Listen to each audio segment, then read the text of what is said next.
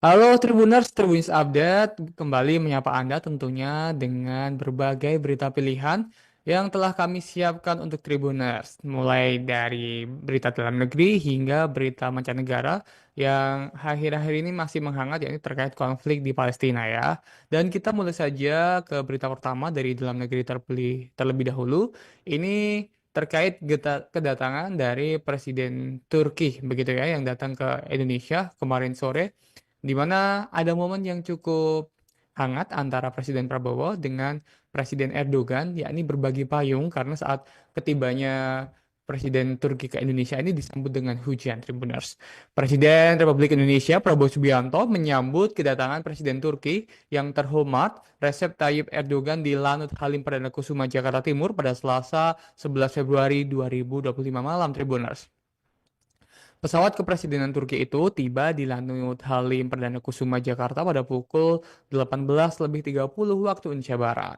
Kedatangan Erdogan, Tribuners disambut dengan pasukan jajar kehormatan dan juga karpet merah.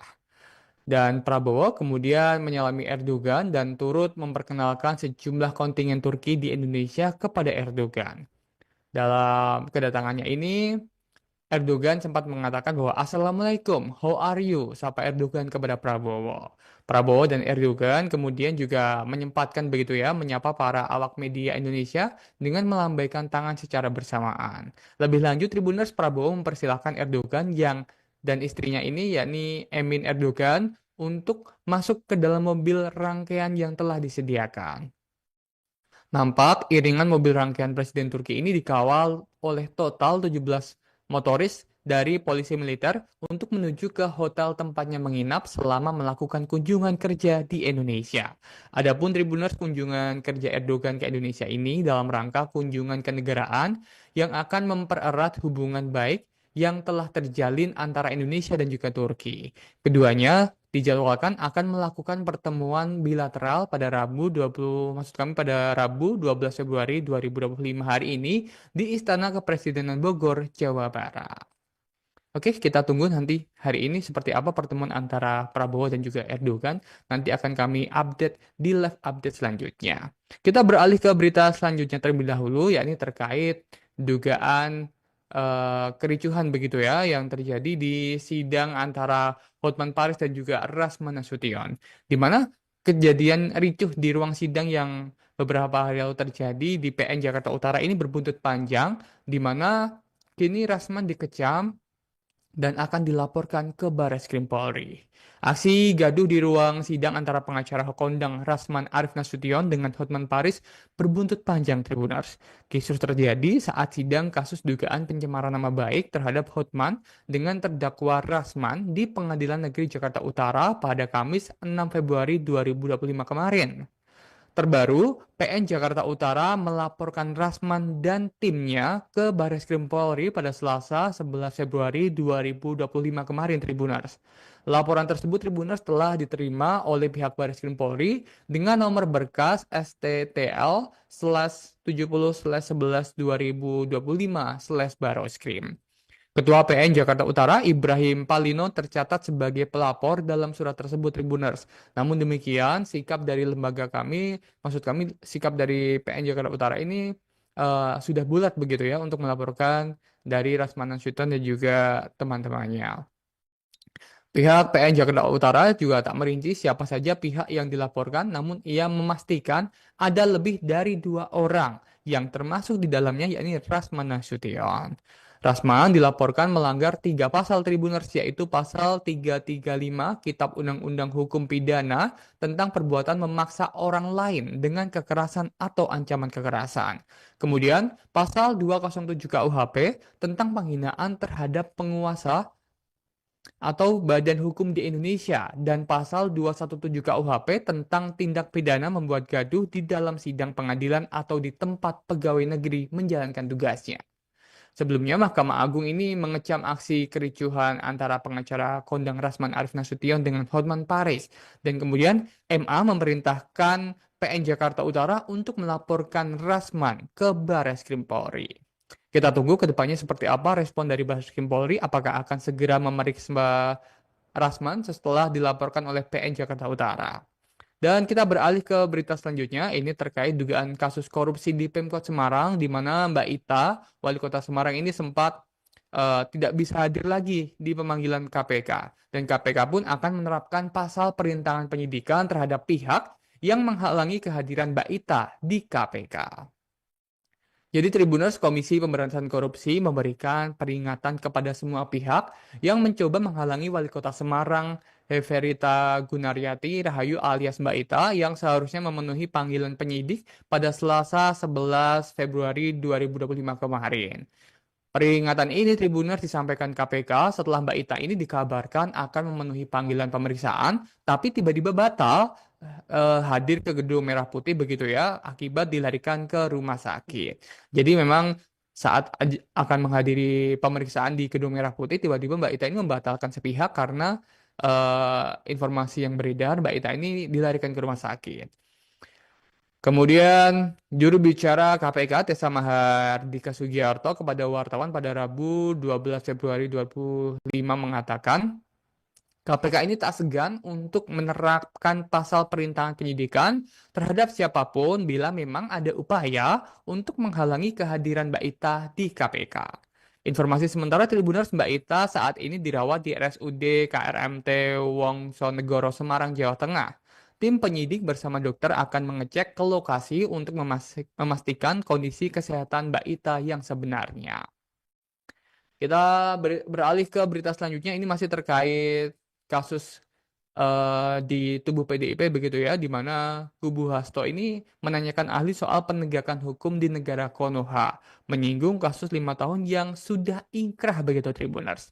Jadi kuasa hukum Sekretaris Sekjen DPP PDI Perjuangan Hasto Kristianto, yakni Roni Talapesi, menyinggung penegakan hukum di Indonesia, atau maksud kami di dalam pernyataan tersebut disebut Konoha begitu ya. 5 tahun kasus sudah ingkrah namun muncul kembali. Adapun hal itu terjadi saat Roni Talapesi bertanya kepada ahli hukum acara pidana dari Universitas Trisakti yakni Asmi Syahputra yang dihadirkan KPK dalam sidang pra-peradilan Hasto Kristianto di Pengadilan Negeri Jakarta Selatan pada Selasa 11 Februari 2025 malam. Dan dalam pernyataan Roni ini, ia mengatakan bahwa apakah itu murni dari aspek penegakan hukum begitu ya. Dan pada waktu itu lanjutnya memang ada menyatakan ada kasus yang unik karena sifatnya kasuistik. Kemudian tentunya kata makna penyidikan ini dijelaskan ada ingin untuk menjadikan terang perkara begitu ya. Untuk diketahui Tribuners bahwa Hasto Kristianto telah ditetapkan sebagai tersangka dalam 2 kasus yang melibatkan buronan ex-calon anggota legislatif PDIP Harun Masiku. Pertama, Hasto bersama advokat PDI Perjuangan bernama Doni Tri Istiqomah sebagai tersangka kasus dugaan suap mengenai penetapan pergantian antar waktu atau PLW anggota DPR periode 2019 hingga 2024. Kedua, Hasto ini juga ditetapkan KPK sebagai tersangka kasus dugaan perintangan penyidikan atau obstruction of justice Tribuners. Adapun suap diduga dilakukan agar Harun Masiku ditetapkan sebagai anggota DPR melalui proses PAW. Caranya adalah dengan menyuap komisioner KPU saat itu, yakni Wahyu Setiawan, dengan nilai suap mencapai 600 juta rupiah. Suap itu Tribuners dilakukan oleh Hasto bersama Doni Tri Istiqomah, Harun Masiku, dan Saiful Bahri. Suap kemudian diberikan kepada Agustiani, Tio Fridelina, dan juga Wahyu Setiawan. Sementara itu, terkait dengan perkara dugaan perintangan penyidikan, Hasto melakukan serangkaian upaya seperti mengumpulkan beberapa saksi terkait Harun Masiku dengan mengarahkan para saksi itu agar tidak memberikan keterangan yang sebenarnya. Tak hanya itu Tribuners, pada saat proses tangkap tangan terhadap Harun Masiku, Hasto memerintahkan Nur Hasan, seorang penjaga rumah yang biasa digunakan sebagai kantornya untuk menelepon Harun Masiku, supaya meredam ponselnya dalam air dan segera melarikan ke diri. Kemudian pada 6 Januari, maksud kami 6 Juni 2024, atau 4 hari sebelum Hasto diperiksa sebagai saksi terkait Harun Masiku, Ia juga memerintahkan stafnya yang bernama Kusnadi untuk menenggelamkan gawai milik Kusnadi agar tidak ditemukan oleh KPK. Atas perbuatannya, Hasto dijerat dengan pasal 5 ayat 1 huruf A atau pasal 5 ayat 1 huruf B dan pasal 21 atau pasal 13 UU Tipikor Junto, pasal 55 ayat 1 ke 1 KUHP. Dan dalam perkembangannya, KPK mencegah Hasto dan mantan Menteri Hukum dan HAM Yasona Laoli berpergian ke luar negeri selama 6 bulan. Kita beralih ke berita selanjutnya. Ini kita beralih ke penemuan jasad seorang gadis begitu ya di Jombang, Jawa Timur yang ditemukan tewas di sungai dan diduga menjadi korban perampokan di mana ditemukan luka di sejumlah bagian di tubuhnya, Tribuners. Dan PRA, wanita remaja yang masih duduk di bangku SMA, ditemukan tewas mengapung di Sungai Kanal Turi Tunggorno, Dusun Peluk, Desa Pacar Peluk, Kecamatan Megaluh, Kabupaten Jombang, Jawa Timur pada Selasa, 11 Februari 2025 kemarin, Tribuners. Siswi asal Desa Sebani, Kecamatan Sumobito, Kabupaten Jombang, ditemukan tak bernyawa setelah pamit untuk COD barang begitu ya kepada keluarganya. Saat ini Tribuners pihak kepolisian pun sudah memastikan bila korban ini tewas setelah mengalami tindak kekerasan. Bukan hanya itu, Tribuners, sepeda motor dan handphone milik korban pun juga raib begitu ya. Dan saat ini pihak kepolisian masih berupaya memburu pelaku di balik kematian gadis yang masih berusia 19 tahun itu. Sementara Suwari, 70 tahun, paman korban ini mengungkapkan kronologis korban yang menghilang hingga ditemukan tewas. Suwarni mengungkapkan sehari sebelum korban ditemukan meninggal ini korban sempat pamit untuk COD barang. Namun korban tak memberitahu ingin COD barang apa dan di daerah mana. Sebelum keluar rumah, korban sebelumnya sudah diingatkan begitu oleh ayahnya agar tidak pulang untuk larut malam. Meskipun ayahnya sempat mewanti-wanti korban agar tidak pulang larut, korban tetap berangkat menggunakan sepeda motor Honda Vario miliknya dan tidak memberitahu akan COD barang di daerah mana.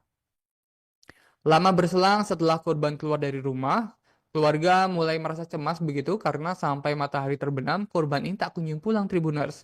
Kemudian pukul 8 malam, ayah korban ini mencoba menelpon korban karena anak perempuannya itu tak kunjung pulang. Ayah korban pun terus mencari, menelpon hingga akhirnya handphone korban diketahui sudah tidak aktif, Tribuners. Pihak keluarga pun bingung dan terus-menerus menelpon korban namun tidak membuahkan hasil.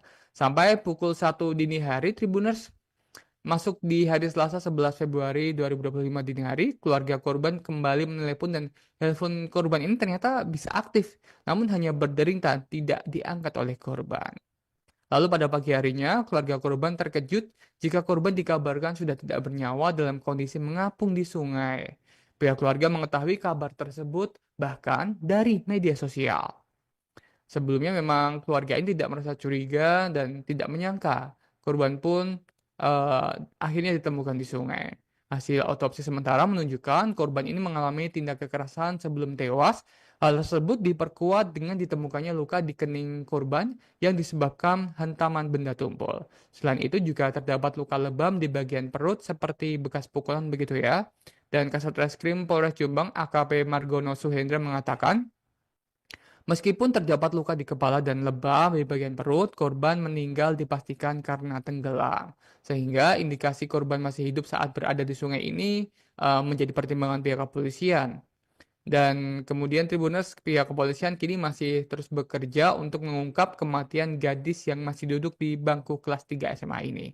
Pihak kepolisian juga telah memeriksa keterangan dari pihak keluarga, saksi yang menemukan di tempat kejadian perkara, serta teman sekolah korban.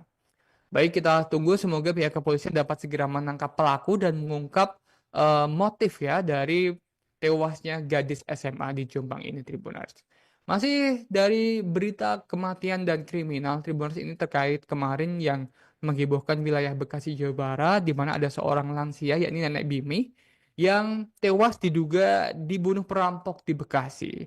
Pelaku ini ternyata merusak CCTV untuk menghilangkan jejak, Tribuners. Jadi polisi hingga kini masih memburu pelaku pembunuhan terhadap seorang nenek bernama Bimi yang berusia 72 tahun di Kecamatan Cabang Bungin, Kabupaten Bekasi, Jawa Barat. Diketahui Tribuners, Nenek Bimih ini ditemukan tak bernyawa dalam kondisi kaki, tangan, dan leher terikat kain di dalam rumahnya yang dijadikan toko kelontong di Jalan Pulau Rengas RT 7 RW 3 Desa Sindang Jaya, Kecamatan Cabung Bungin, Kabupaten Bekasi pada Senin 10 Februari 2025 dini hari, Tribuners. Belakangan Tribuners diketahui bila pelaku pun sempat merusak CCTV di lokasi kejadian sebelum melancarkan aksinya pada Minggu 9 Februari 2025 malam. AKBP, maksud kami Kapolsek Cabang Bungin AKBP Basuni ini menerangkan hingga kini pihaknya masih terus begitu ya melakukan penyidikan untuk mencari sejumlah bukti pendukung. Nenek Bimi diduga menjadi korban perampokan dan juga pembunuhan. Dugaan itu timbul setelah Basuni memaparkan adanya sejumlah barang milik korban yang raib. Namun Basuni belum dapat memastikan secara rinci barang korban yang hilang ini apa saja begitu.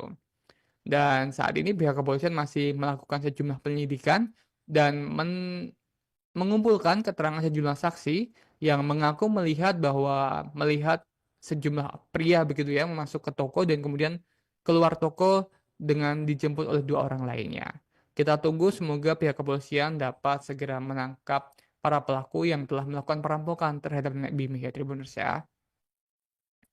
Kita selanjutnya beralih ke berita pembunuhan di Purwakarta, Tribuners, di mana janda muda ini sempat ditemukan di halaman pasar gitu ya di wilayah Purwakarta, di mana terbaru ini ibu korban mengungkap gelagat mencurigakan dari pacar korban karena memang dilaporkan oleh pihak keluarga bahwa sebelum korban ditemukan tewas, korban ini sempat pamit keluar pergi bersama dengan kekasih barunya.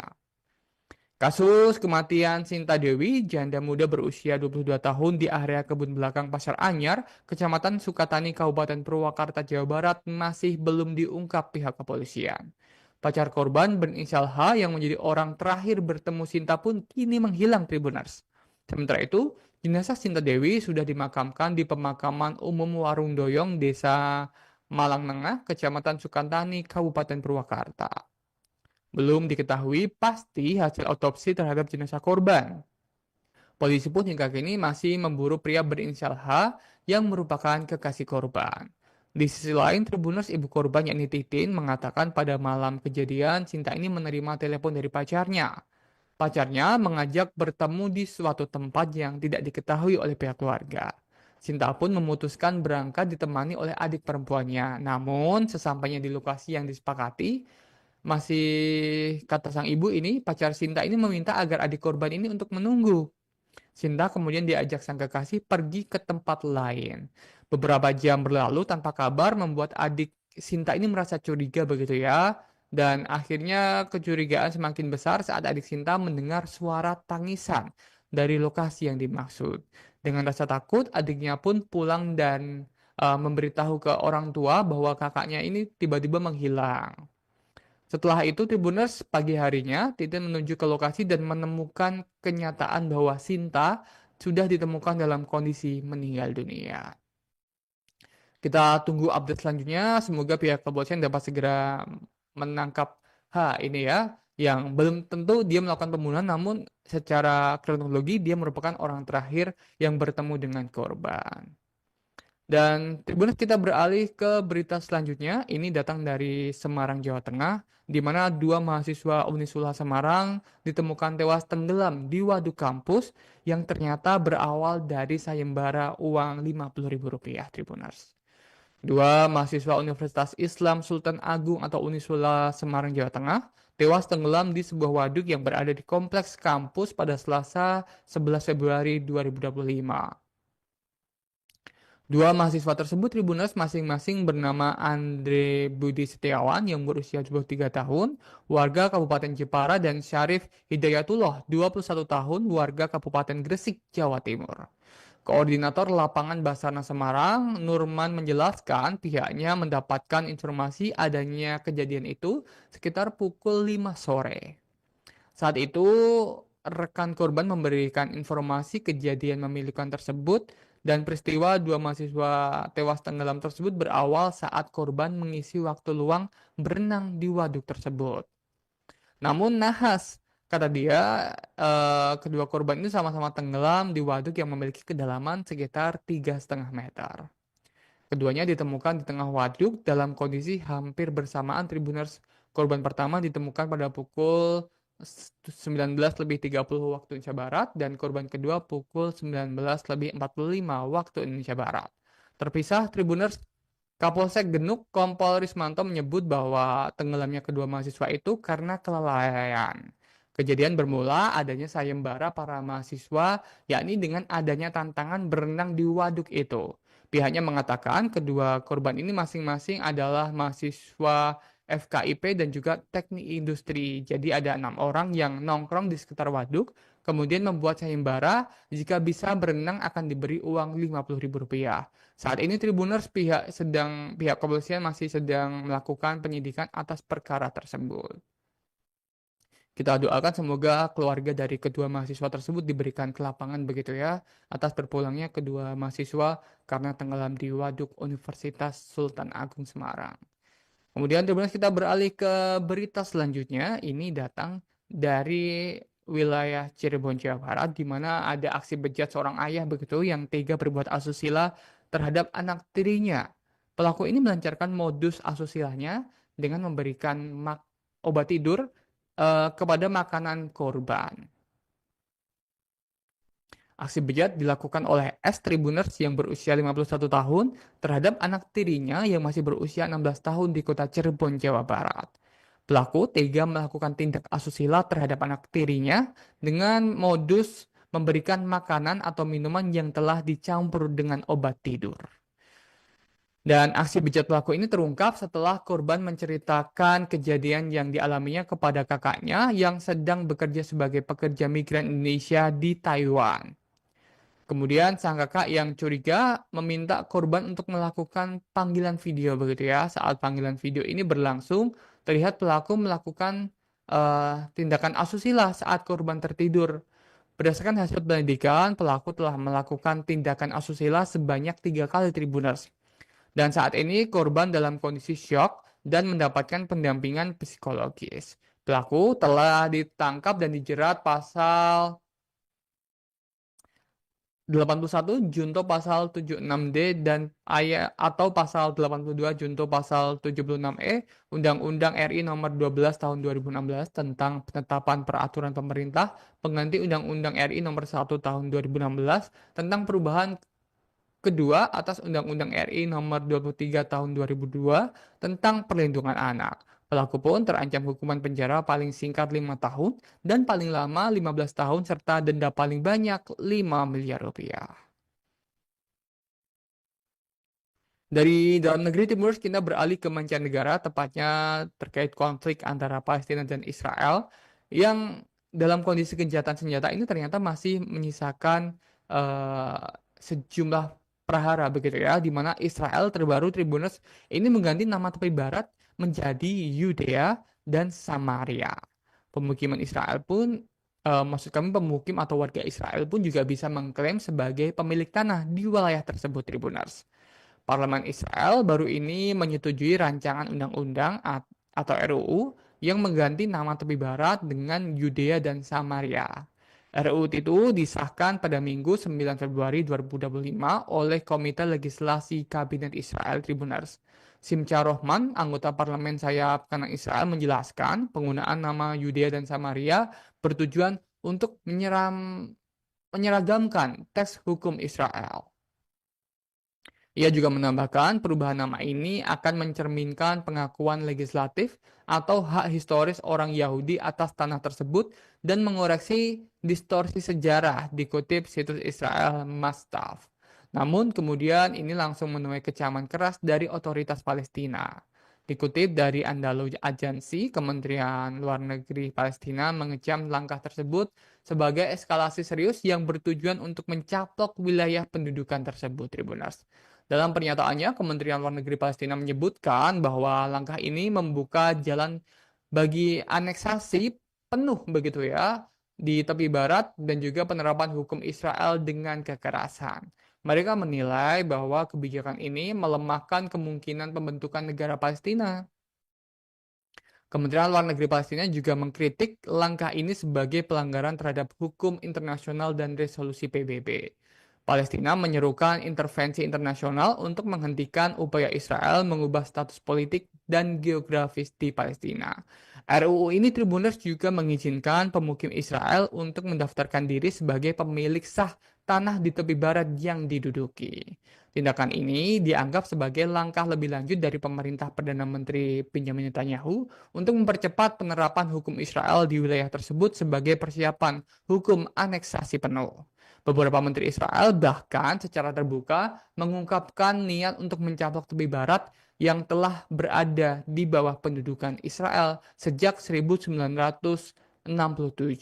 Selain itu, kontroversi mengenai kebijakan Israel kembali mencuat seiring dengan usulan Presiden Amerika Serikat Donald Trump untuk kembali menguasai wilayah Gaza. Jadi ketika Gaza diterapkan gencatan senjata ini di tepi barat, muncul polemik baru terkait dengan penggantian nama oleh Israel secara sepihak.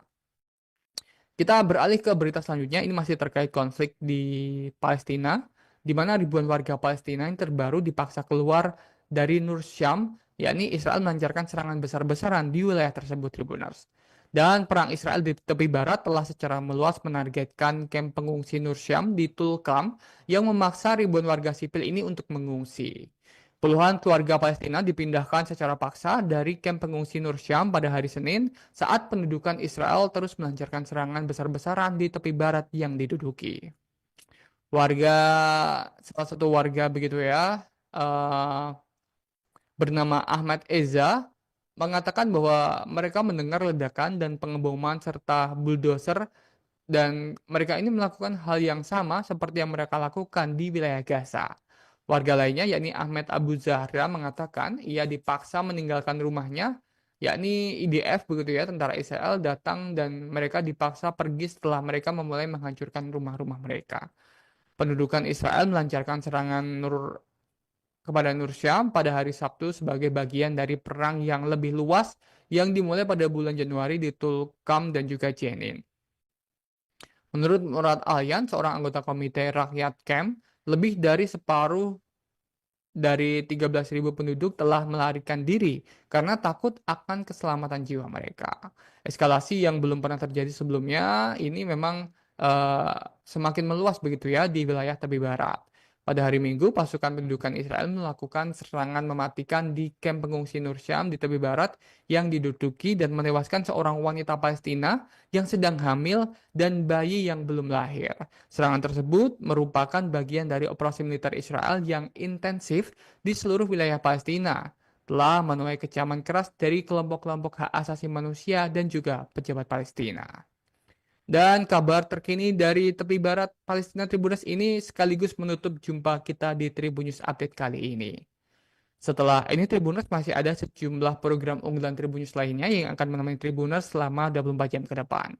Saya Alvin Wahyu pamit undur diri, terima kasih dan sampai jumpa. Download Tribun X sekarang. Menghadirkan lokal menjadi Indonesia.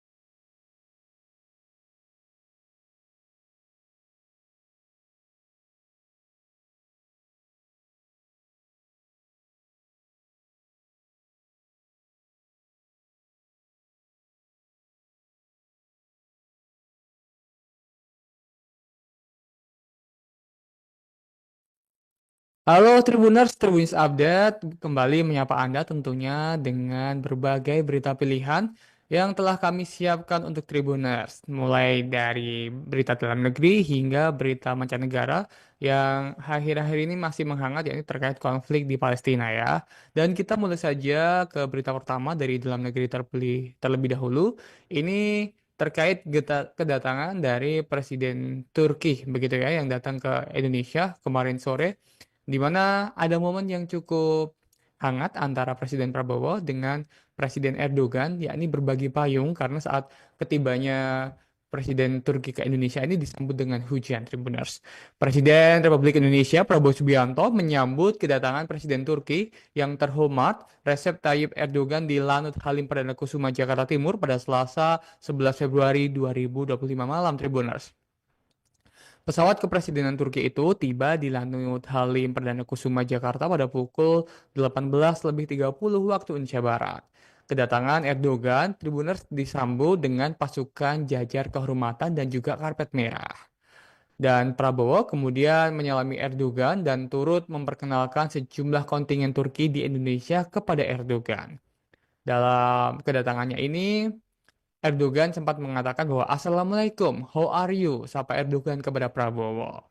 Prabowo dan Erdogan kemudian juga menyempatkan begitu ya, menyapa para awak media Indonesia dengan melambaikan tangan secara bersamaan. Lebih lanjut, Tribuners, Prabowo mempersilahkan Erdogan dan istrinya ini, yakni Emin Erdogan, untuk masuk ke dalam mobil rangkaian yang telah disediakan.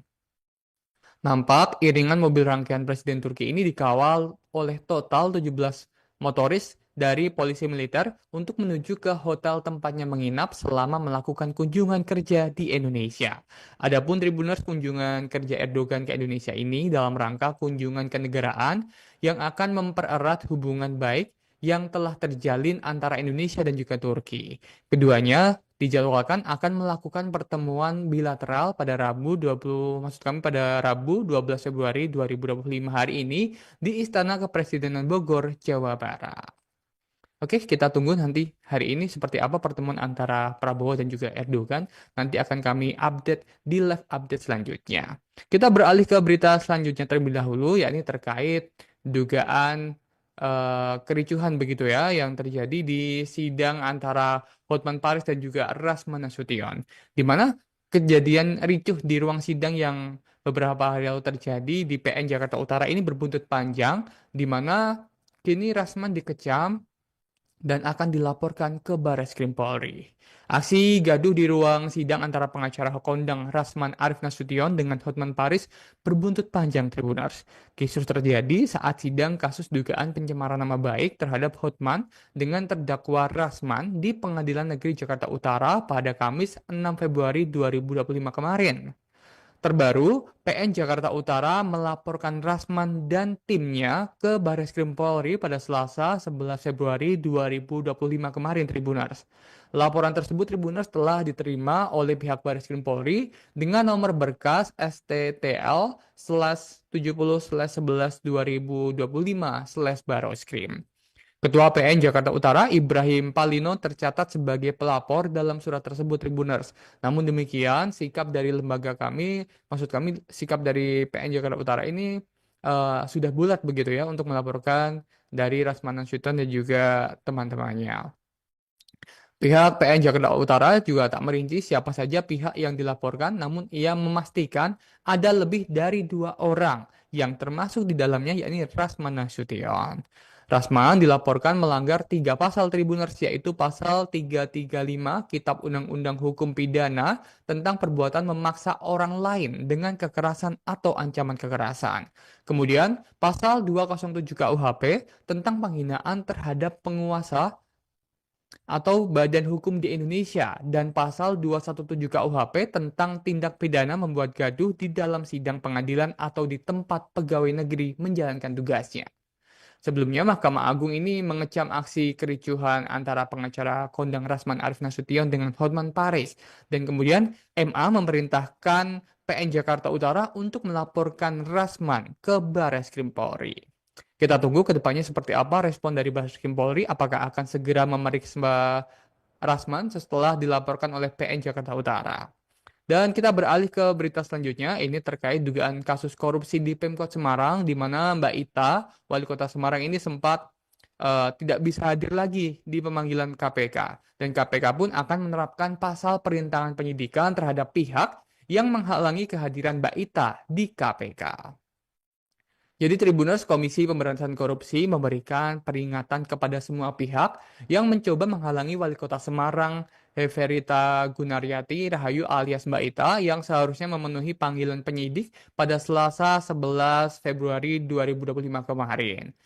Peringatan ini Tribuners disampaikan KPK setelah Mbak Ita ini dikabarkan akan memenuhi panggilan pemeriksaan, tapi tiba-tiba batal hadir ke Gedung Merah Putih begitu ya, akibat dilarikan ke rumah sakit.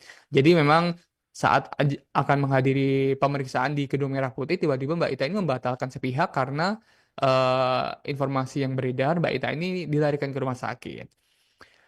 Kemudian, juru bicara KPK Tessa Mahardika Sugiarto kepada wartawan pada Rabu 12 Februari 2025 mengatakan, KPK ini tak segan untuk menerapkan pasal perintangan penyidikan terhadap siapapun bila memang ada upaya untuk menghalangi kehadiran Mbak Ita di KPK. Informasi sementara Tribuners, Mbak Ita saat ini dirawat di RSUD KRMT Wongsonegoro Semarang, Jawa Tengah. Tim penyidik bersama dokter akan mengecek ke lokasi untuk memastikan kondisi kesehatan Mbak Ita yang sebenarnya. Kita beralih ke berita selanjutnya, ini masih terkait kasus di tubuh PDIP begitu ya, di mana kubu Hasto ini menanyakan ahli soal penegakan hukum di negara Konoha, menyinggung kasus 5 tahun yang sudah ingkrah begitu Tribuners. Jadi kuasa hukum Sekretaris Sekjen DPP PDI Perjuangan Hasto Kristianto, yakni Roni Talapesi, menyinggung penegakan hukum di Indonesia, atau maksud kami di dalam pernyataan tersebut disebut Konoha begitu ya. 5 tahun kasus sudah ingkrah namun muncul kembali. Adapun hal itu terjadi saat Roni Talapesi bertanya kepada ahli hukum acara pidana dari Universitas Trisakti yakni Asmi Syahputra yang dihadirkan KPK dalam sidang pra-peradilan Hasto Kristianto di Pengadilan Negeri Jakarta Selatan pada Selasa 11 Februari 2025 malam. Dan dalam pernyataan Roni ini, ia mengatakan bahwa apakah itu murni dari aspek penegakan hukum begitu ya. Dan pada waktu itu lanjutnya memang ada menyatakan ada kasus yang unik karena sifatnya kasuistik. Kemudian tentunya kata mahkamah penyidikan ini dijelaskan ada ingin untuk menjadikan terang perkara begitu ya. Untuk diketahui Tribuners bahwa Hasto Kristianto telah ditetapkan sebagai tersangka dalam 2 kasus yang melibatkan buronan ex-calon anggota legislatif PDIP Harun Masiku. Pertama, Hasto bersama advokat PDI Perjuangan bernama Doni Tri Istiqomah sebagai tersangka kasus dugaan suap mengenai penetapan pergantian antar waktu atau PLW anggota DPR periode 2019 hingga 2024. Kedua, Hasto ini juga ditetapkan KPK sebagai tersangka kasus dugaan perintangan penyidikan atau obstruction of justice Tribuners. Adapun suap diduga dilakukan agar Harun Masiku ditetapkan sebagai anggota DPR melalui proses PAW. Caranya adalah dengan menyuap komisioner KPU saat itu, yakni Wahyu Setiawan, dengan nilai suap mencapai 600 juta rupiah. Suap itu Tribuners dilakukan oleh Hasto bersama Doni Tri Istiqomah, Harun Masiku, dan Saiful Bahri. Suap kemudian diberikan kepada Agustiani, Tio Fridelina, dan juga Wahyu Setiawan. Sementara itu, terkait dengan perkara dugaan perintangan penyidikan, Hasto melakukan serangkaian upaya seperti mengumpulkan beberapa saksi terkait Harun Masiku dengan mengarahkan para saksi itu agar tidak memberikan keterangan yang sebenarnya. Tak hanya itu Tribuners, pada saat proses tangkap tangan terhadap Harun Masiku, Hasto memerintahkan Nur Hasan, seorang penjaga rumah yang biasa digunakan sebagai kantornya untuk menelepon Harun Masiku, supaya meredam ponselnya dalam air dan segera melarikan ke diri. Kemudian pada 6 Januari, maksud kami 6 Juni 2024, atau 4 hari sebelum Hasto diperiksa sebagai saksi terkait Harun Masiku, ia juga memerintahkan stafnya yang bernama Kusnadi untuk menenggelamkan gawai milik Kusnadi agar tidak ditemukan oleh KPK. Atas perbuatannya, Hasto dijerat dengan pasal 5 ayat 1 huruf A atau pasal 5 ayat 1 huruf B dan pasal 21 atau pasal 13 UU Tipikor Jungto, pasal 55 ayat 1 ke 1 KUHP. Dan dalam perkembangannya, KPK mencegah Hasto dan mantan Menteri Hukum dan HAM Yasona Laoli berpergian ke luar negeri selama 6 bulan. Kita beralih ke berita selanjutnya. Ini kita beralih ke penemuan jasad seorang gadis begitu ya di Jombang, Jawa Timur yang ditemukan tewas di sungai dan diduga menjadi korban perampokan, di mana ditemukan luka di sejumlah bagian di tubuhnya Tribuners. Dan PRA, wanita remaja yang masih duduk di bangku SMA, ditemukan tewas mengapung di Sungai Kanal Turi Tunggorno, Dusun Peluk, Desa Pacar Peluk, Kecamatan Megaluh, Kabupaten Jombang, Jawa Timur pada Selasa 11 Februari 2025 kemarin, Tribuners. Siswi asal Desa Sebani, Kecamatan Sumobito, Kabupaten Jombang, ditemukan tak bernyawa setelah pamit untuk COD barang begitu ya kepada keluarganya. Saat ini Tribuners pihak kepolisian pun sudah memastikan bila korban ini tewas setelah mengalami tindak kekerasan. Bukan hanya itu, Tribuners, sepeda motor dan handphone milik korban pun juga raib begitu ya. Dan saat ini pihak kepolisian masih berupaya memburu pelaku di balik kematian gadis yang masih berusia 19 tahun itu. Sementara Suwari, 70 tahun, paman korban ini mengungkapkan kronologis korban yang menghilang hingga ditemukan tewas.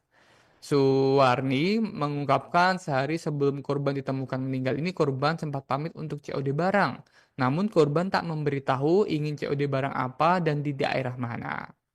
Sebelum keluar rumah, korban sebelumnya sudah diingatkan begitu oleh ayahnya agar tidak pulang untuk larut malam.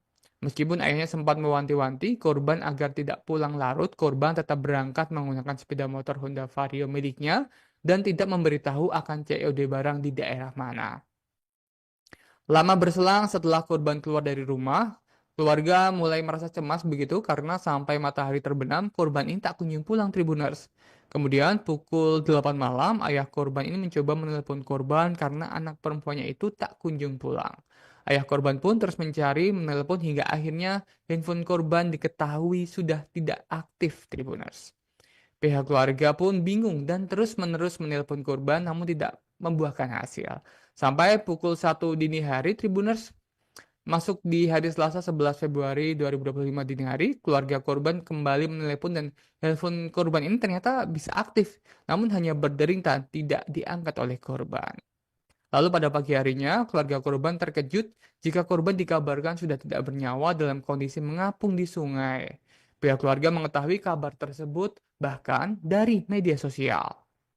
Sebelumnya memang keluarga ini tidak merasa curiga dan tidak menyangka korban pun akhirnya ditemukan di sungai. Hasil otopsi sementara menunjukkan korban ini mengalami tindak kekerasan sebelum tewas.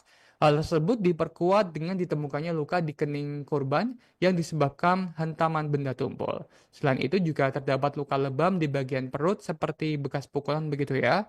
Dan Kasat Reskrim Polres Jombang AKP Margono Suhendra mengatakan, meskipun terdapat luka di kepala dan lebam di bagian perut, korban meninggal dipastikan karena tenggelam. Sehingga indikasi korban masih hidup saat berada di sungai ini menjadi pertimbangan pihak kepolisian. Dan kemudian Tribuners, pihak kepolisian kini masih terus bekerja untuk mengungkap kematian gadis yang masih duduk di bangku kelas 3 SMA ini. Pihak kepolisian juga telah memeriksa keterangan dari pihak keluarga, saksi yang menemukan di tempat kejadian perkara, serta teman sekolah korban. Baik, kita tunggu semoga pihak kepolisian dapat segera menangkap pelaku dan mengungkap motif ya dari tewasnya gadis SMA di Jombang ini, Tribuners. Masih dari berita kematian dan kriminal, Tribuners, ini terkait kemarin yang menghebohkan wilayah Bekasi, Jawa Barat, di mana ada seorang lansia, yakni Nenek Bimi, yang tewas diduga dibunuh perampok di Bekasi. Pelaku ini ternyata merusak CCTV untuk menghilangkan jejak, Tribuners. Jadi polisi hingga kini masih memburu pelaku pembunuhan terhadap seorang nenek bernama Bimi yang berusia 72 tahun di Kecamatan Cabang Bungin, Kabupaten Bekasi, Jawa Barat. Diketahui, Tribuners, nenek Bimi ini ditemukan tak bernyawa dalam kondisi kaki, tangan, dan leher terikat kain di dalam rumahnya yang dijadikan toko kelontong di Jalan Pulau Rengas RT 7 RW 3 Desa Sindang Jaya, Kecamatan Cabung Bungin, Kabupaten Bekasi pada Senin 10 Februari 2025 dini hari, Tribuners. Belakangan Tribuners diketahui bila pelaku pun sempat merusak CCTV di lokasi kejadian sebelum melancarkan aksinya pada Minggu 9 Februari 2025 malam. AKBP, maksud kami Kapolsek Cabang Bungin AKBP Basuni ini menerangkan hingga kini pihaknya masih terus begitu ya melakukan penyidikan untuk mencari sejumlah bukti pendukung. Nenek Bimi diduga menjadi korban perampokan dan juga pembunuhan. Dugaan itu timbul setelah Basuni memaparkan adanya sejumlah barang milik korban yang raib. Namun, Basuni belum dapat memastikan secara rinci barang korban yang hilang ini apa saja begitu. Dan saat ini pihak kepolisian masih melakukan sejumlah penyidikan dan mengumpulkan keterangan sejumlah saksi yang mengaku melihat sejumlah pria begitu ya masuk ke toko dan kemudian keluar toko dengan dijemput oleh dua orang lainnya. Kita tunggu semoga pihak kepolisian dapat segera menangkap para pelaku yang telah melakukan perampokan terhadap Nenek Bimi ya Tribuners ya. Kita selanjutnya beralih ke berita pembunuhan di Purwakarta, Tribuners, di mana janda muda ini sempat ditemukan di halaman pasar gitu ya di wilayah Purwakarta, di mana terbaru ini ibu korban mengungkap gelagat mencurigakan dari pacar korban karena memang dilaporkan oleh pihak keluarga bahwa sebelum korban ditemukan tewas, korban ini sempat pamit keluar pergi bersama dengan kekasih barunya. Kasus kematian Sinta Dewi, janda muda berusia 22 tahun di area kebun belakang Pasar Anyar, Kecamatan Sukatani, Kabupaten Purwakarta, Jawa Barat, masih belum diungkap pihak kepolisian.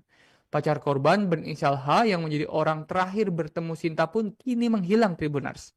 Sementara itu, jenazah Sinta Dewi sudah dimakamkan di pemakaman umum Warung Doyong, Desa Malang Tengah, Kecamatan Sukatani, Kabupaten Purwakarta. Belum diketahui pasti hasil otopsi terhadap jenazah korban.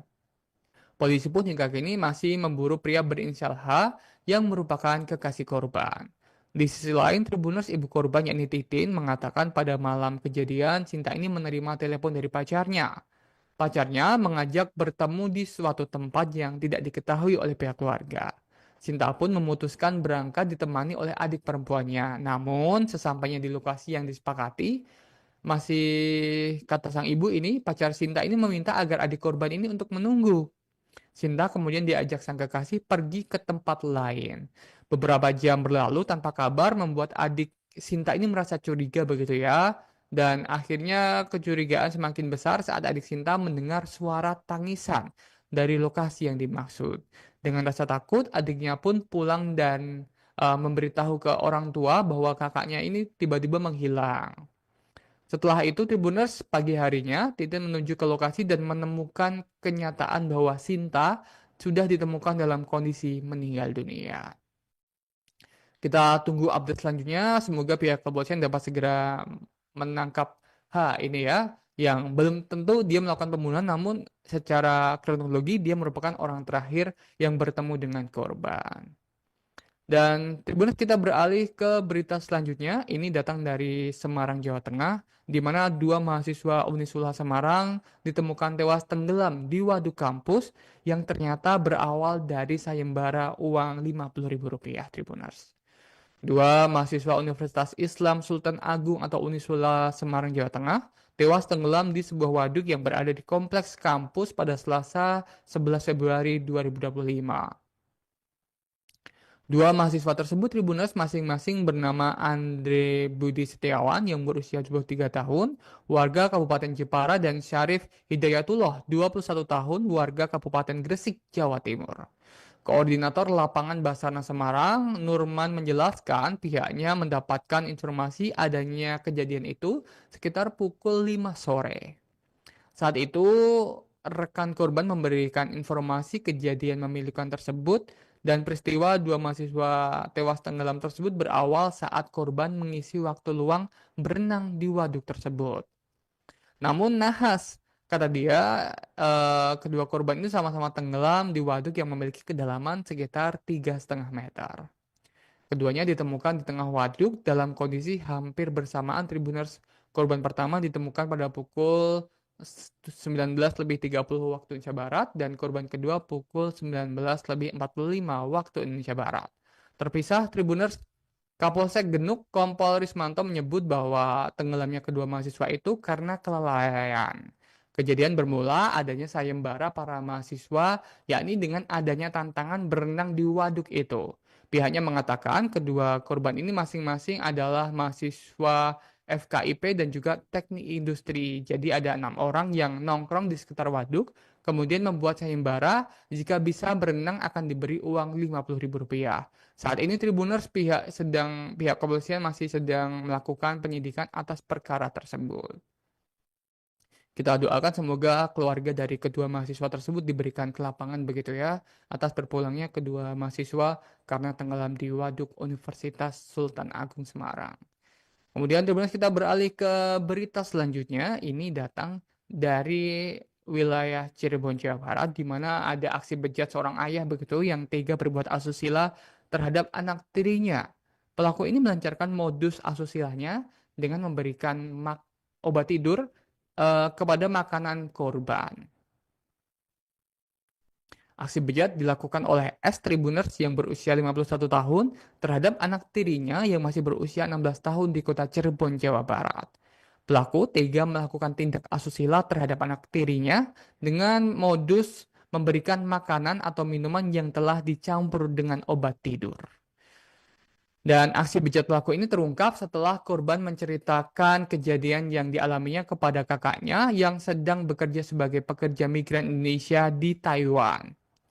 Kemudian sang kakak yang curiga meminta korban untuk melakukan panggilan video begitu ya. Saat panggilan video ini berlangsung, terlihat pelaku melakukan tindakan asusila saat korban tertidur.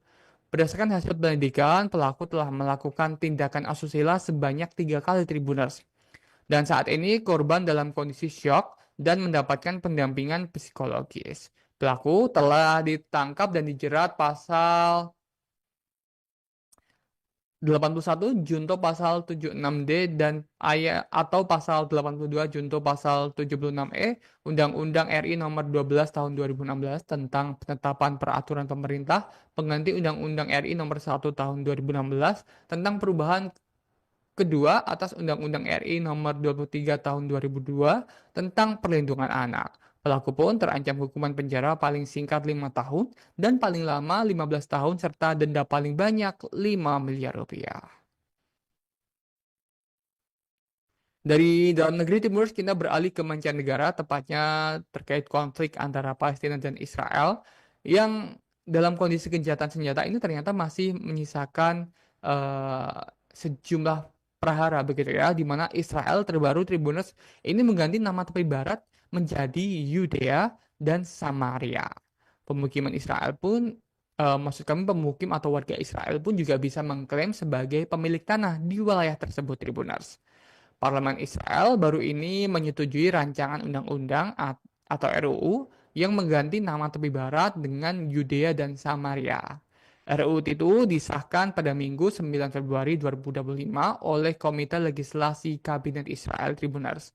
Simcha Rohman, anggota parlemen sayap kanan Israel, menjelaskan penggunaan nama Yudea dan Samaria bertujuan untuk menyeragamkan teks hukum Israel. Ia juga menambahkan perubahan nama ini akan mencerminkan pengakuan legislatif atau hak historis orang Yahudi atas tanah tersebut dan mengoreksi distorsi sejarah, dikutip situs Israel Mastaf. Namun kemudian ini langsung menuai kecaman keras dari otoritas Palestina.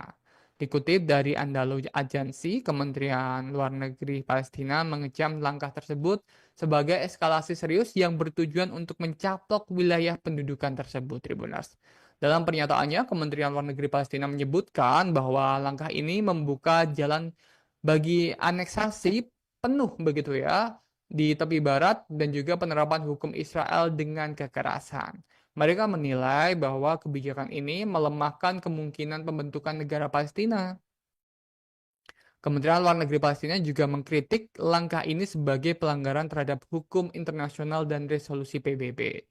Palestina menyerukan intervensi internasional untuk menghentikan upaya Israel mengubah status politik dan geografis di Palestina.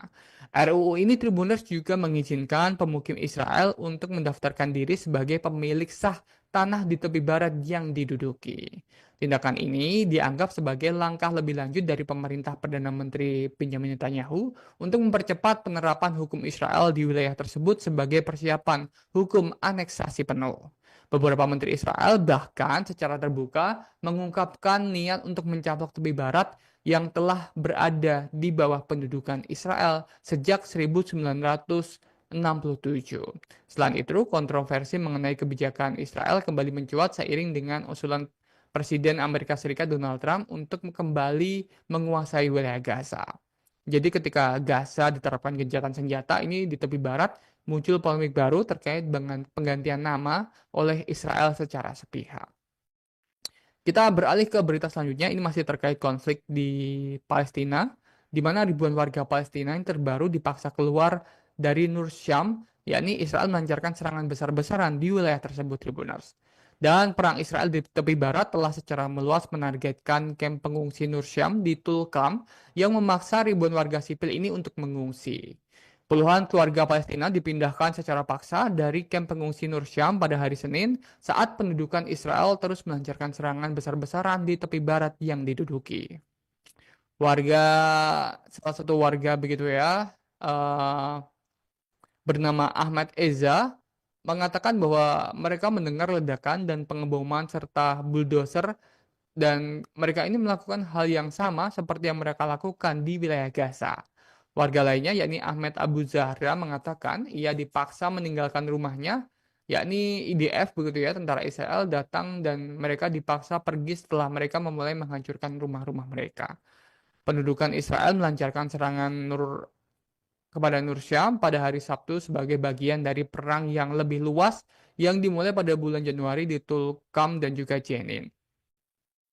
Menurut Murad Alyan, seorang anggota komite rakyat camp, lebih dari separuh dari 13.000 penduduk telah melarikan diri karena takut akan keselamatan jiwa mereka.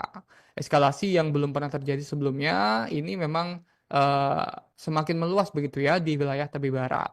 Pada hari Minggu, pasukan pendudukan Israel melakukan serangan mematikan di kamp pengungsi Nur Syam di tepi barat yang diduduki dan menewaskan seorang wanita Palestina yang sedang hamil dan bayi yang belum lahir. Serangan tersebut merupakan bagian dari operasi militer Israel yang intensif di seluruh wilayah Palestina, telah menuai kecaman keras dari kelompok-kelompok hak asasi manusia dan juga pejabat Palestina. Dan kabar terkini dari tepi barat Palestina Tribunnews ini sekaligus menutup jumpa kita di Tribunnews Update kali ini. Setelah ini Tribunnews masih ada sejumlah program unggulan Tribunnews lainnya yang akan menemani Tribunnews selama 24 jam ke depan. Saya Alvin Wahyu pamit undur diri, terima kasih dan sampai jumpa. Download Tribun X sekarang. Menghadirkan lokal menjadi Indonesia.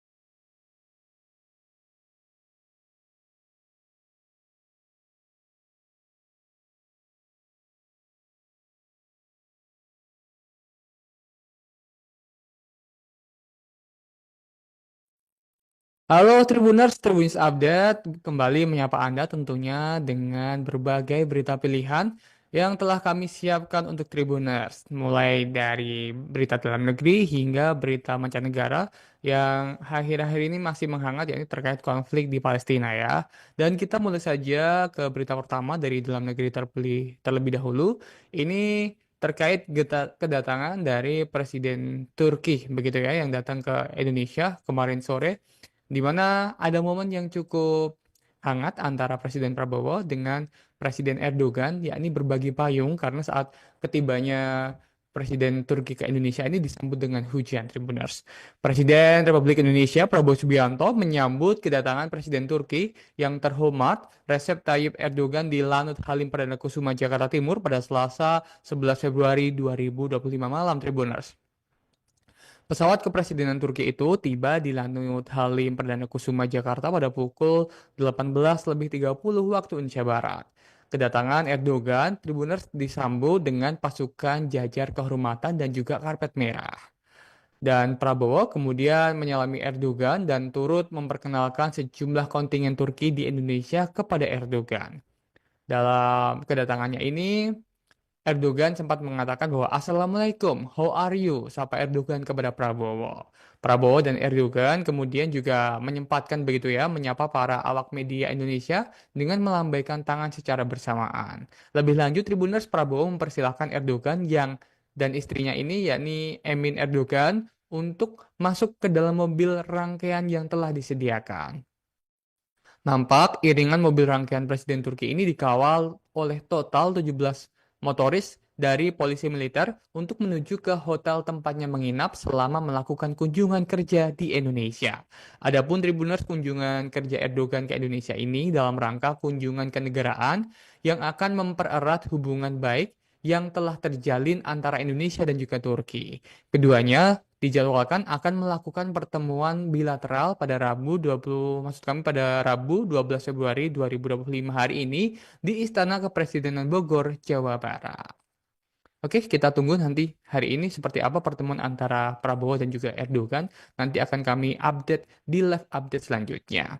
Kita beralih ke berita selanjutnya terlebih dahulu, yakni terkait dugaan kericuhan begitu ya yang terjadi di sidang antara Hotman Paris dan juga Rasman Nasution, di mana kejadian ricuh di ruang sidang yang beberapa hari lalu terjadi di PN Jakarta Utara ini berbuntut panjang, di mana kini Rasman dikecam dan akan dilaporkan ke Barreskrim Polri. Aksi gaduh di ruang sidang antara pengacara kondang Rasman Arif Nasution dengan Hotman Paris berbuntut panjang, Tribuners. Kisruh terjadi saat sidang kasus dugaan pencemaran nama baik terhadap Hotman dengan terdakwa Rasman di Pengadilan Negeri Jakarta Utara pada Kamis 6 Februari 2025 kemarin.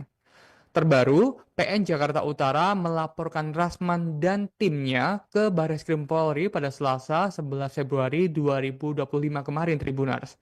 Laporan tersebut, Tribuners, telah diterima oleh pihak Barreskrim Polri dengan nomor berkas STTL/70/11/2025/Barreskrim.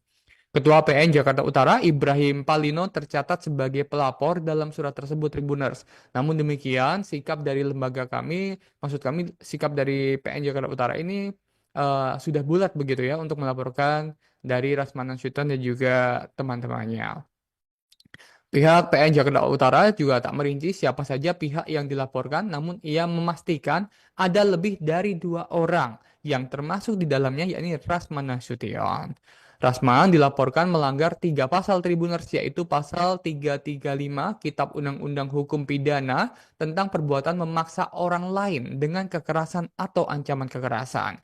Kemudian pasal 207 KUHP tentang penghinaan terhadap penguasa atau badan hukum di Indonesia dan pasal 217 KUHP tentang tindak pidana membuat gaduh di dalam sidang pengadilan atau di tempat pegawai negeri menjalankan tugasnya.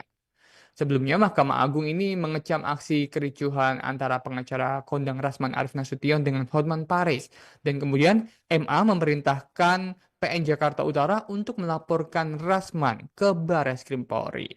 Kita tunggu ke depannya seperti apa respon dari Barreskrim Polri, apakah akan segera memeriksa Rasman setelah dilaporkan oleh PN Jakarta Utara. Dan kita beralih ke berita selanjutnya, ini terkait dugaan kasus korupsi di Pemkot Semarang, di mana Mbak Ita, Wali Kota Semarang ini sempat tidak bisa hadir lagi di pemanggilan KPK. Dan KPK pun akan menerapkan pasal perintangan penyidikan terhadap pihak yang menghalangi kehadiran Mbak Ita di KPK. Jadi Tribuners, Komisi Pemberantasan Korupsi memberikan peringatan kepada semua pihak yang mencoba menghalangi Wali Kota Semarang, Heverita Gunaryanti Rahayu alias Mbak Ita, yang seharusnya memenuhi panggilan penyidik pada Selasa 11 Februari 2025 kemarin. Peringatan ini, Tribuners, disampaikan KPK setelah Mbak Ita ini dikabarkan akan memenuhi panggilan pemeriksaan, tapi tiba-tiba batal hadir ke Gedung Merah Putih begitu ya, akibat dilarikan ke rumah sakit. Jadi memang saat akan menghadiri pemeriksaan di Gedung Merah Putih, tiba-tiba Mbak Ita ini membatalkan sepihak karena informasi yang beredar Mbak Ita ini dilarikan ke rumah sakit. Kemudian, juru bicara KPK Tessa Mahardika Sugiarto kepada wartawan pada Rabu 12 Februari 2025 mengatakan, KPK ini tak segan untuk menerapkan pasal perintangan penyidikan terhadap siapapun bila memang ada upaya untuk menghalangi kehadiran Mbak Ita di KPK. Informasi sementara, Tribuners, Mbak Ita saat ini dirawat di RSUD KRMT Wongsonegoro, Semarang, Jawa Tengah. Tim penyidik bersama dokter akan mengecek ke lokasi untuk memastikan kondisi kesehatan Mbak Ita yang sebenarnya. Kita beralih ke berita selanjutnya. Ini masih terkait kasus di tubuh PDIP begitu ya, di mana kubu Hasto ini menanyakan ahli soal penegakan hukum di negara Konoha, menyinggung kasus 5 tahun yang sudah ingkrah begitu Tribuners. Jadi kuasa hukum Sekretaris Sekjen DPP PDI Perjuangan Hasto Kristianto, yakni Roni Talapesi, menyinggung penegakan hukum di Indonesia, atau maksud kami di dalam pernyataan tersebut disebut Konoha begitu ya. 5 tahun kasus sudah ingkrah namun muncul kembali. Adapun hal itu terjadi saat Roni Talapesi bertanya kepada ahli hukum acara pidana dari Universitas Trisakti yakni Asmi Syahputra yang dihadirkan KPK dalam sidang pra-peradilan Hasto Kristianto di Pengadilan Negeri Jakarta Selatan pada Selasa 11 Februari 2025 malam.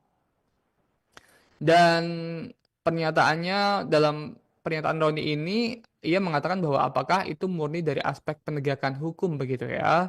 Dan pada waktu itu lanjutnya memang ada menyatakan ada kasus yang unik karena sifatnya kasuistik. Kemudian tentunya kata hmm, makna penyidikan ini dijelaskan ada ingin untuk menjadikan terang perkara begitu ya. Untuk diketahui Tribuners bahwa Hasto Kristianto telah ditetapkan sebagai tersangka dalam 2 kasus yang melibatkan buronan ex calon anggota legislatif PDIP Harun Masiku. Pertama, Hasto bersama advokat PDI Perjuangan bernama Doni Tri Istiqomah sebagai tersangka kasus dugaan suap mengenai penetapan pergantian antar waktu atau PLW anggota DPR periode 2019 hingga 2024. Kedua, Hasto ini juga ditetapkan KPK sebagai tersangka kasus dugaan perintangan penyidikan atau obstruction of justice Tribuners. Adapun suap diduga dilakukan agar Harun Masiku ditetapkan sebagai anggota DPR melalui proses PAW. Caranya adalah dengan menyuap komisioner KPU saat itu, yakni Wahyu Setiawan, dengan nilai suap mencapai 600 juta rupiah. Suap itu Tribuners dilakukan oleh Hasto bersama Doni Tri Istiqomah, Harun Masiku, dan Saiful Bahri.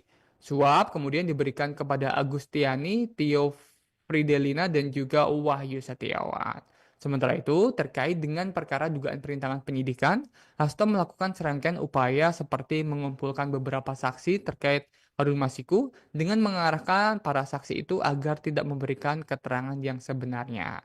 Tak hanya itu, Tribuners, pada saat proses tangkap tangan terhadap Harun Masiku, Hasto memerintahkan Nur Hasan, seorang penjaga rumah yang biasa digunakan sebagai kantornya untuk menelepon Harun Masiku, supaya meredam ponselnya dalam air dan segera melarikan ke diri.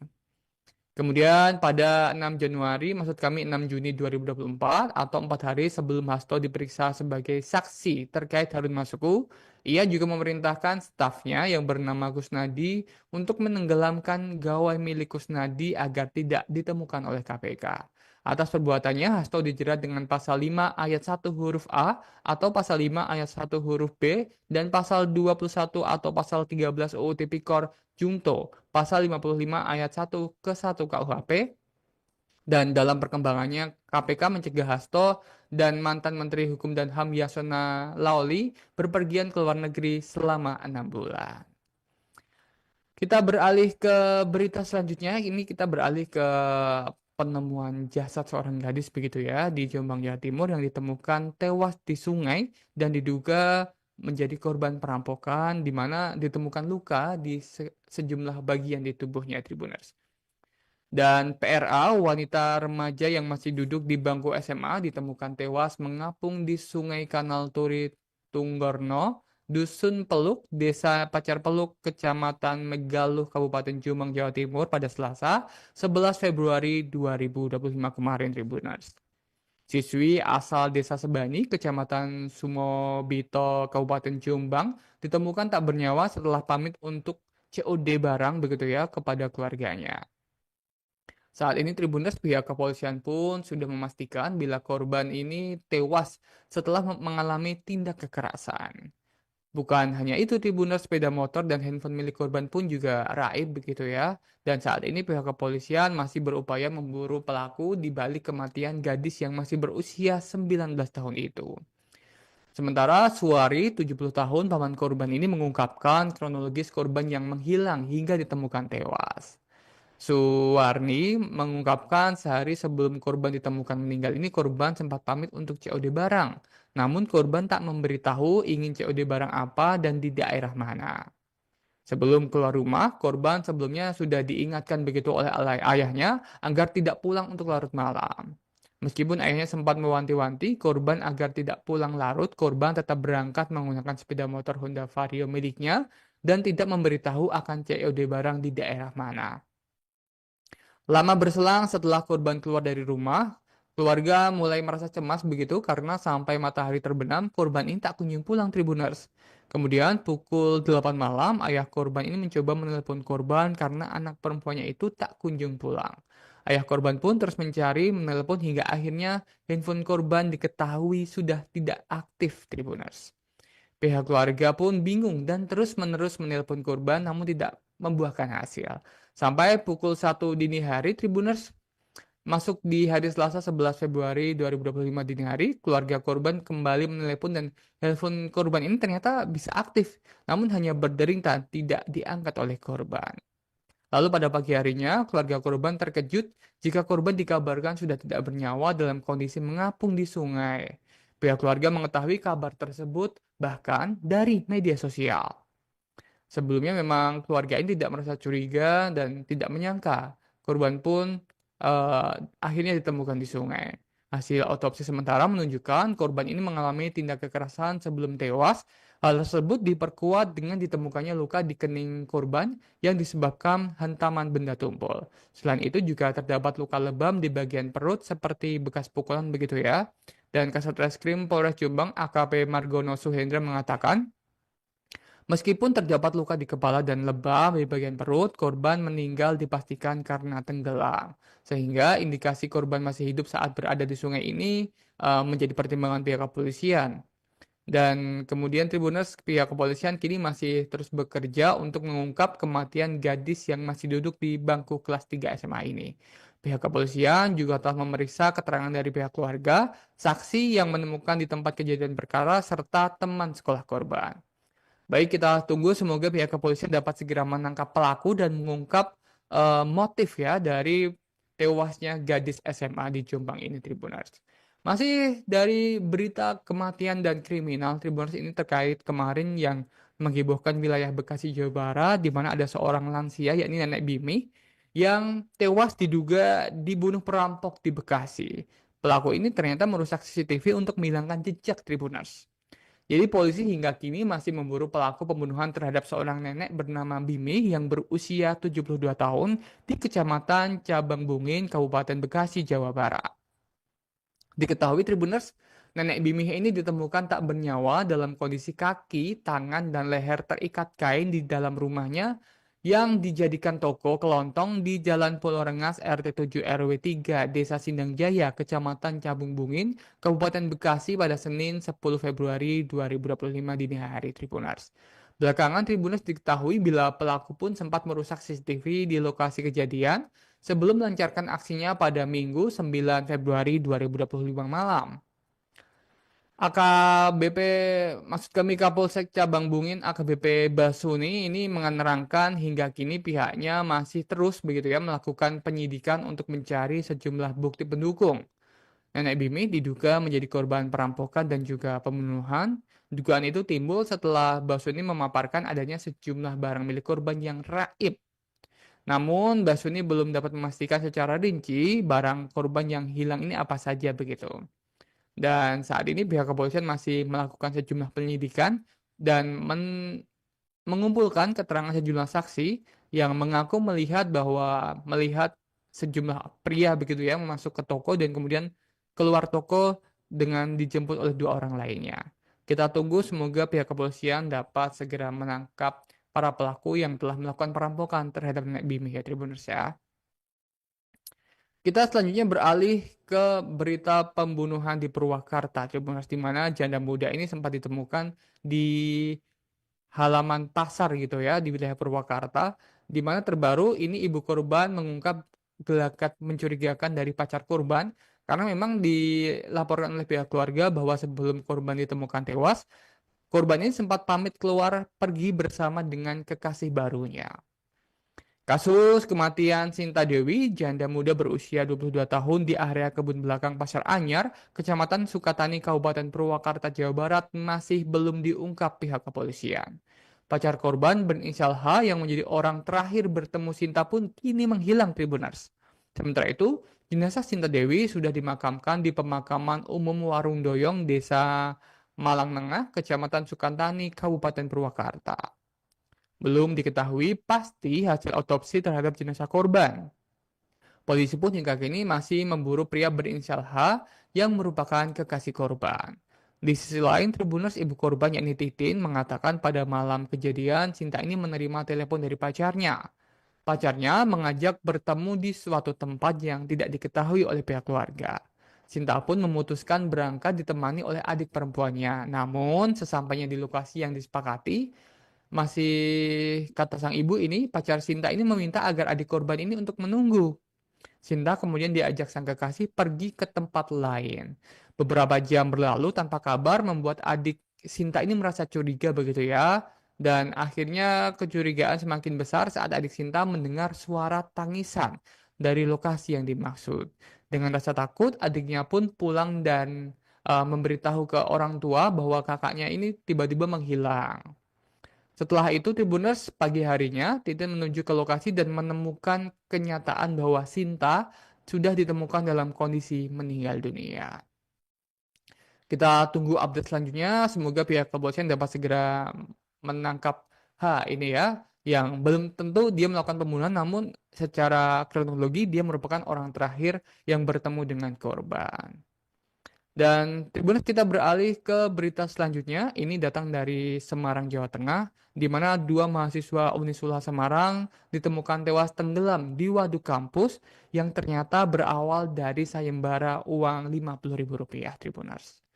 Dua mahasiswa Universitas Islam Sultan Agung atau Unisula Semarang, Jawa Tengah, tewas tenggelam di sebuah waduk yang berada di kompleks kampus pada Selasa 11 Februari 2025.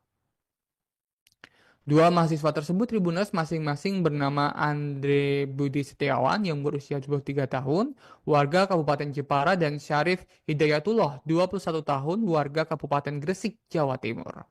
Koordinator Lapangan Basarnas Semarang, Nurman, menjelaskan pihaknya mendapatkan informasi adanya kejadian itu sekitar pukul 5 sore. Saat itu, rekan korban memberikan informasi kejadian memilukan tersebut dan peristiwa dua mahasiswa tewas tenggelam tersebut berawal saat korban mengisi waktu luang berenang di waduk tersebut.